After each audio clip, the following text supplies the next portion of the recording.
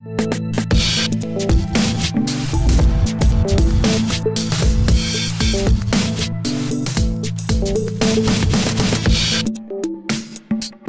welcome to the stage, Kevin Kelly.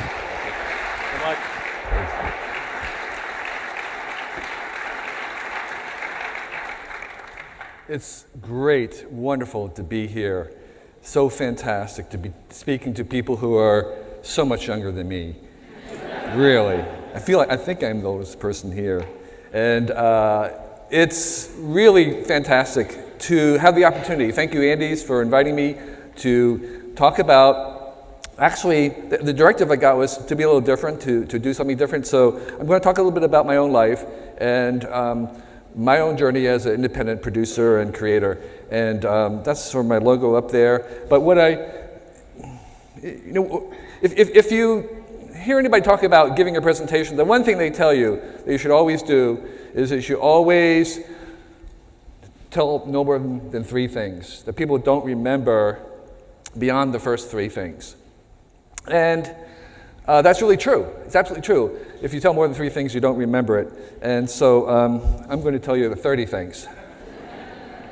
And you're not going to remember any of them. And but while I'm talking about what, I'll try to take you to a place you haven't been to and show you some things you haven't seen. And of course, you'll forget them all by the end. And you'll have been on a great journey, but in the meantime, you'll have gone somewhere. And so, when I was young,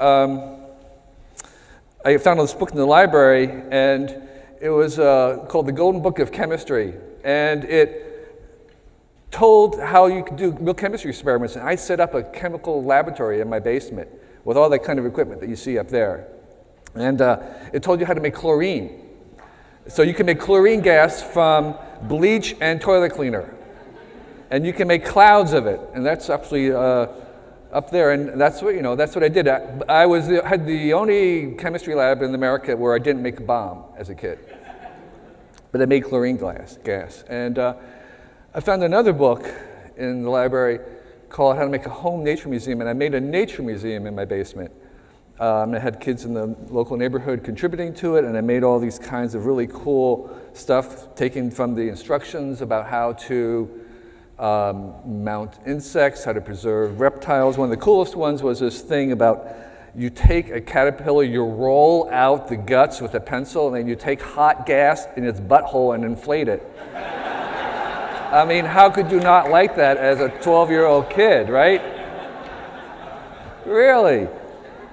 But also, they have these instructions. This is for preserving, doing taxidermy of a bird. But if you notice in the upper right, above the right hand, arsenic. Because of course, every kid who's 12 years old have access to arsenic.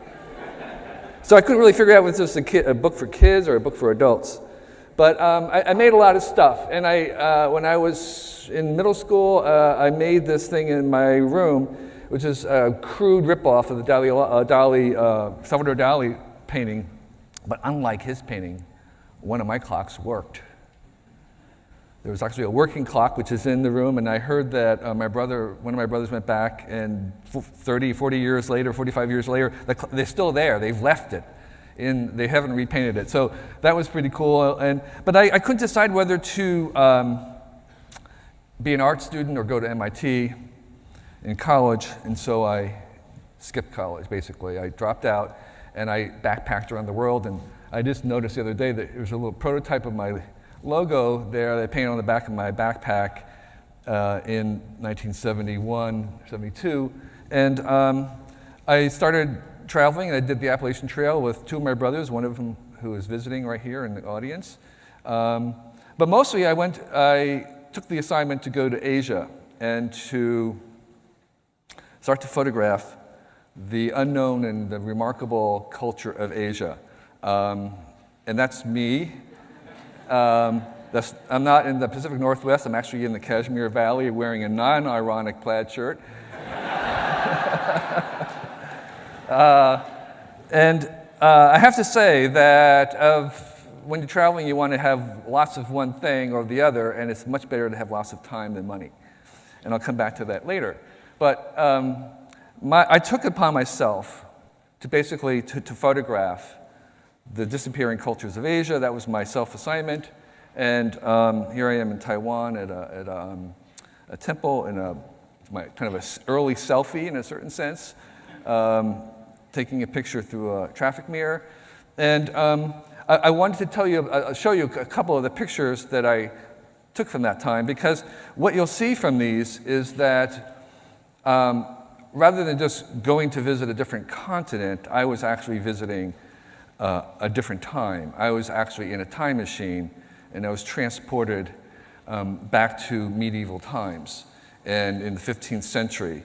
And there was traveling at that time was at a real liminal moment where if you had very little money and lots of time, you could actually go back into time into places like Srinagar, Kashmir, or Japan. And so I was collecting, and this is my job, I was photographing this to make a book, to make a book that would show this remarkable time that is basically was disappearing and in many ways has already disappeared from the world. And I was using analog technology. I was photographing on slides, which, as you know, when you get a slide, it's like a raw file. There's no processing really possible on it. And this journey and these photographs, I wanted to turn into a book, but the technology didn't really exist. This was, as I said, I was using this kind of a camera and a point and shoot, and I was a nobody. And to produce a big photo book, you need to have, it's incredibly expensive to do the color correction, to do the processing, to do the typesetting, and you couldn't do a photo book unless you were really famous, and I was a nobody. But then, the technology came along. I used Quark at the time, I used Photoshop, and I produced a book, a prototype book using inkjet printing about this big, and I just sent it off to Benedict Taschen at Taschen, and they decided to, he faxed back and said, yes, we're going to publish it, because it was done. They didn't have to do anything. It was like, why wouldn't he do it? Because I did everything. And I did that because technology allowed a new kind of success for publishers. It was something that a nobody like me could produce and do it.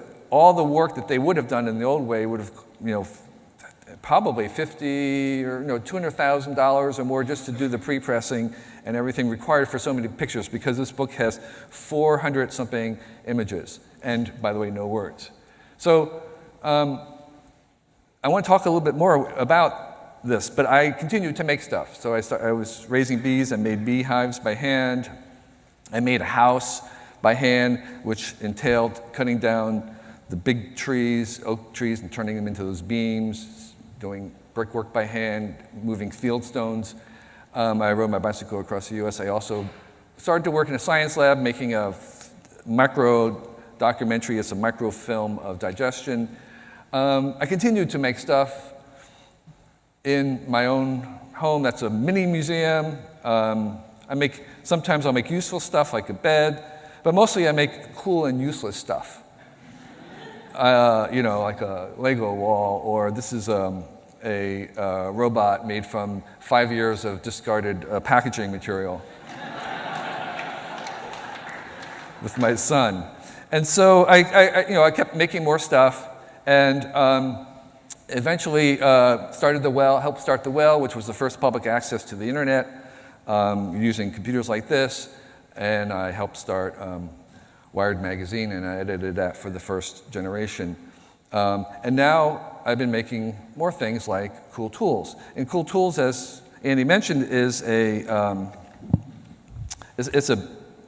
it weighs 5 pounds. It's this huge thing. Making self-publishing on paper is a very different prospect because it actually have atoms to move around. But the key thing I want to bring your attention to is this idea of a catalog of possibilities. This began as an extension of the first round of do-it-yourself movement in the 60s when there was hippies dropping out, going and remaking civilization in their own terms. And they would do things like build domes in the middle of the desert and have parties, which, by the way, is a recurring theme these days. And at one of these domes, Stuart Brand, who founded the Whole Earth Catalog, started using some really cool analog technology to do self-publishing. And he made this book called The Whole Earth Catalog, Access to Tools. And the idea, it was agnostic about what you did with the tools. It was just saying, here are tools that empower individuals to do stuff and make stuff happen. And the technology that he discovered was two of these. One was called the IBM Selectric, which was a really cool thing. A lot of people haven't even, my son never saw a typewriter. Well, this is a cool typewriter because it's a typewriter that you can change fonts on. The types are on that ball. You just move the balls and you have new fonts. And it also did letter spacing, and it could justify, because it was kind of quasi-digital analog. The other one was a Polaroid, and you could take a Polaroid, a picture of something, and it had a halftone screen you could add. It was kind of a hack. You could actually get something that you could print with. And so he made this Whole Earth Catalog, and this self-publishing. And the other cool thing was, besides the fact that you could make something that looked like it was typeset and otherwise done professionally, it was done in one of these domes in the middle of the desert. The content was entirely user-generated. It was all written by the readers. There was no advertisers, so the readers fully supported it. And it was basically the same tone. If you read what's being written there, it's bloggers and the web, enthusiasts, amateurs expressing their passion. It was the web on newsprint. And so I worked at the Whole Earth Catalog, and I took over when Stuart left to do other things. And so I took that same gene, and I made my own version of the Whole Earth Catalog, updated for this century in color. To produce the Whole Earth Catalogs, which were about this size, it would take about 30 people a year. With the new technology, we did it with 2 people, the same thing, because technology was allowing us to have a different kind of success. And I think that is the magic. We were using, of course, all the modern tools of, in design, but other tools like Elance. We had it proofread in 48 hours by distributing it all around the world and having people proof it really fast. So those are the kinds of things that this technology allows. Again, for an individual to do something that would have normally have taken a whole staff, an institution, a nonprofit to do in the past. I wanted to do this for a very simple reason is my kids were going to college, and I wanted to give them a crate of tools that they may not have been familiar with. And I just couldn't fit all the tools in the crate that I wanted to. So I decided to do the catalog as a tool, all the other things that couldn't fit in that crate. And so my measure of success for that project was I wanted 3 copies of that book. If I made extra copies, then that was just gravy. And that's what some of the pages look like. There are lots of tools in the broadest sense of anything that's useful. Goats, right? How to raise goats. And maps. What if you wanted the world's largest map for your wall? Where would you get one? And the other kinds of things, just as an example, the covers is the grip hoist, which is a super improved, superior version of a come-along, because instead of having a ratchet with set things, you can move multi-tons with human power with the precision of only millimeters.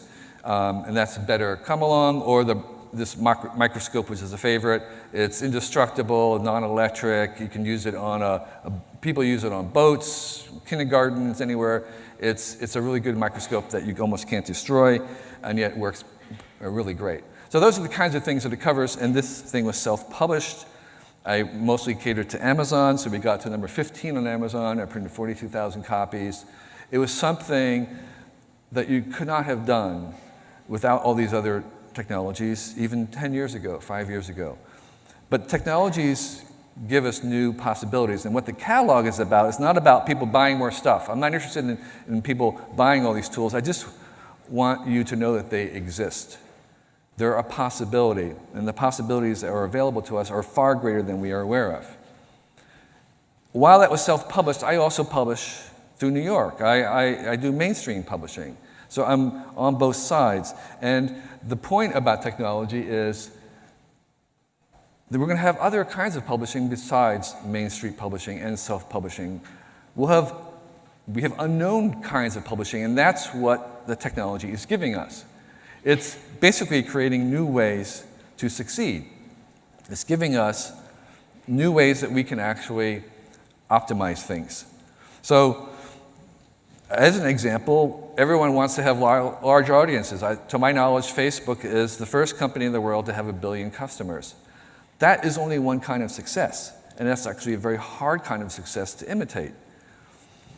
In biology, there's all kinds of reproduction strategies. You have something like a sea urchin, which will produce millions and millions of offspring. That's success for them. And you have a chimpanzee, which will on average have 5. That's success for them. You have things like a mayfly, whose success is measured in days. And you have bristlecone pine, whose success is measured in thousands of years. Those are different kinds of successes. And one is not better than the other. We think of evolution as a ladder, but it's really kind of a radial explosion. So every single species alive today is equally evolved and is equally successful. They're all successful. The dandelion and the cockroach are as successful as the bird of paradise if they're surviving. So what I'm suggesting is that all these different 3 million species that we have cataloged on Earth already are all figuring out and all have their own definition of success. The success of one is going to look different than the success of the other. And so what we have right now is a Cambrian explosion of technology, and that is creating, at the very least, an explosion of different occupations and way that people can make a living in, and way that you can actually have success in a company. So the trade-off of that explosion is that the more possible ways that you can have success, the more likely your way will be unique. And the problem that people often have with success is they're often trying to imitate another one. And the whole point of that is that technology allows us to escape that and to more likely find a unique path. So we normally, you've heard from many people talk about their own careers, and from the outside it looks like, oh, suddenly they were successful, they started something, and then they did the right steps, and then they were successful. But many people will tell you that the path looks more like sideways, backwards, 2 steps forward, changing your mind, changing careers. And not only that, but somebody else's is going to be a different one. Those two will not be the same. And so that is, I think, the new stuff. In the old days, when you were a farmer, everybody was a farmer, success looked very similar. Now with technology, we have more choices and opportunities, and those opportunities create different paths to success and different kinds of successes measured in different ways. So the more specific, though, the more there are trade-offs. The more specific your success is, the more that you're going to have to do trade-offs. And I want to just kind of conclude with covering some of those dilemmas, because there is no right answer. These are just things that as we navigate through this possibility space, we have to think about. We have to trade on. So the more specific, the more trade-offs. The one thing I want to talk about is like when we start something, we have a definition of a startup. Paul Graham and the whole VC world have a definition of a startup, which is it grows fast. That is just one kind of success. That's a success that the VCs really value. But it's not the only kind of success. I like to think about a lot of these things as pigeons, because the whole idea they're into, like, we need billions of them, we need millions. It's this idea of a very large scale, but that is only one kind of bird. That's not a bird of paradise. A bird of paradise is not in the billions. It's very rare, but we value it, and sometimes we value it for certain purposes more than the pigeon. So there's one thing about making a living, and there was another one about making a fortune. And those are two very different things. And sometimes the making a living is denigrated as a lifestyle business. But it's, in fact, I think there's more opportunities and more variations and more possibilities that technology is going to let us to make a living rather than making a fortune. Can we make a living making apps? Can you make a living making an internet startup? Why do they all have to be of the super growth version of things? Well, they don't. And technology is going to allow us to do things differently. I think the greatest failures are due to success. And I want to just very briefly reintroduce you to the idea of the innovator's dilemma, which was created or written most by Clay Christensen. And here it is in a very brief way, which is that Detroit was making the cars in the 1946, and that was the apex of technology at that time. And the GMs and automobile manufacturers were the apex of corporations. It's what everybody wanted to be. Back in Japan, right after the war, Honda was taking surplus generators from radios and putting them onto bicycles. Who is paying attention to that? Nobody. Okay?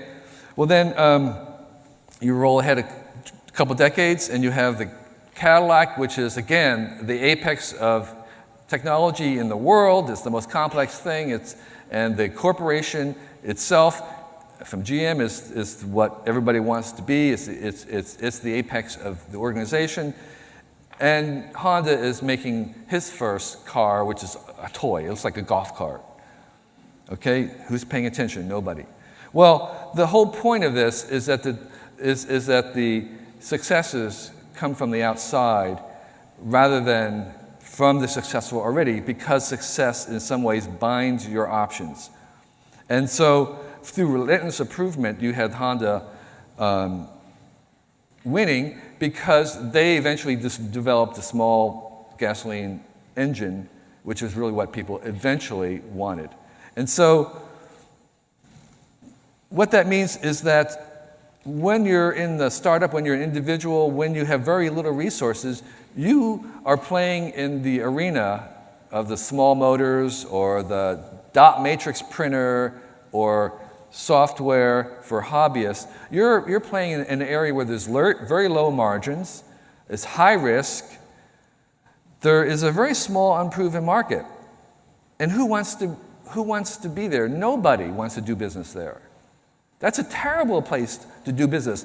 99% of startups fail. Why? Because they're in this domain where it's really, really tough. But that's where all the new innovations will come from. And so the reason why startups are there is because they have no choice. If they had a lot of money, they would try to buy the solutions, which is what the big companies try to do. And that doesn't ever get you anything. So I'm just saying that there's the innovator's dilemma is that if you're a big company or if you're an individual and you're successful, every single accountant will tell you that you should invest into excellence. You should take what you're doing and make it more excellent. That is the reasonable thing to do. But of course, if you do that, you're going to cut yourself off from all that future development. However, if you decide to become an innovator, you're going to most likely fail. That is the dilemma. It's a waste. It's like doing science. It's a waste to do experiments that you know are going to fail, but the dilemma is you have to balance that in some way. That's true for individuals and creators as well. That is the dilemma of the creators. You're kind of trying to balance this thing. There's no right answer. Everybody will have a different combination of these things. And another way to talk about this is as the trade-off between optimization and discovery. Should you optimize what you know how to do, or should you waste your time in discovering new things that you don't know how to do? There's no answer, but that is the trade-off that we all will face. But there's also other trade-offs like that. Knowledge versus imagination. Maybe this one describes it a little better. To be an artist, you kind of have to think about things that are implausible, impossible, unlikely. At the same time, you need to ship. And so you have to wend your way through that trade-off between things that seem impossible, that are unlikely, that are imaginative, versus the reality of doing something and completing it. There's a similar one between answers and questions. Are you person who likes to have solutions or a person who likes to ask new questions. There's also, in this era, the trade-off between likes and loves. And let me explain that. These two guys did this really fantastic program which was on America's Most Wanted painting. So they asked people what they wanted in a painting and then painted what they wanted. Okay, and that's what people wanted. It's really liked. There's tons and tons of likes of this kind of painting. And this is not just in the US, they did it all around the world. And different countries, there's little variations like water buffaloes in the Chinese version. But it's what people liked. And Trey Radcliffe is a friend of mine, a photographer. He does photographers' photographs that people like. Okay, they really like them. They get millions of likes, but they kind of look like that other image. And they're not really maybe photographs that people love. So I went back to say, what are the hits 100 years ago, 1914? What were the hits? And I looked at them, and what's interesting is that you won't really recognize them. This is the songs from 1914. None of them survived, really. What about fiction? Well, you see, Winston Churchill, it's a different Winston Churchill, by the way. He produced serial historical novels. The only one you might recognize is Pollyanna. All the rest are forgotten. The same thing you could do with films. There was a Wizard of Oz, which was actually the precursor to the famous one. It was done by the author of the Wizard of Oz, and they're really terrible. So the point is that longevity is a different kind of measurement. Being loved versus being liked. These are all liked very much. There's nothing wrong with being liked. It's just that there's a different kind of success in longevity. I interpreted that as a different kind of success in this idea of the 1,000 true fans, which is neither the hit nor the tail, where it was a mathematical suggestion that if you had 100, if you had 1,000 true fans who would buy anything you produce, drive to see you sing, get the hardcover and the softcover and the e-version. If you had true fans like that and you had 1,000 of them and they could get $100 a year, you could have something like a living. There are lots of platforms that do this now. The next step in technology, and this is where I'm going, is that technology is introducing the idea of we can have crowdsourced equity. You heard a little bit about the Patreon, this idea that you could have patrons. Technology is allowing us to have different ways to succeed, and the kind of technology is coming along, like Bitcoin and the blockchain, AI on the cloud. I think the startups, for the next 10,000 startups, the solution is going to be AI on the cloud plus X. This is going to change the way we define success. Of course, bots of all sorts. If you imagine if you could have something helping you make things. What do you want to optimize? That's what we get to ask now. That's the first time that we have a chance to say, we can have new ways to optimize things. All right? Personally, what I'm trying to optimize in my life is opportunities to learn and time to make cool and useless stuff. Okay, so there are new ways to optimize, and you have different trade-offs on them. Okay, new ways to succeed. And I think that the way I want to end this is that I've told you all kinds of stuff that you're not going to remember, so as I was saying, the three most important things is to decide whether you want to maximize optimization or to forget the rules and maximize discovery. But most importantly, technology is going to allow you to define your own success. Thank you for your time.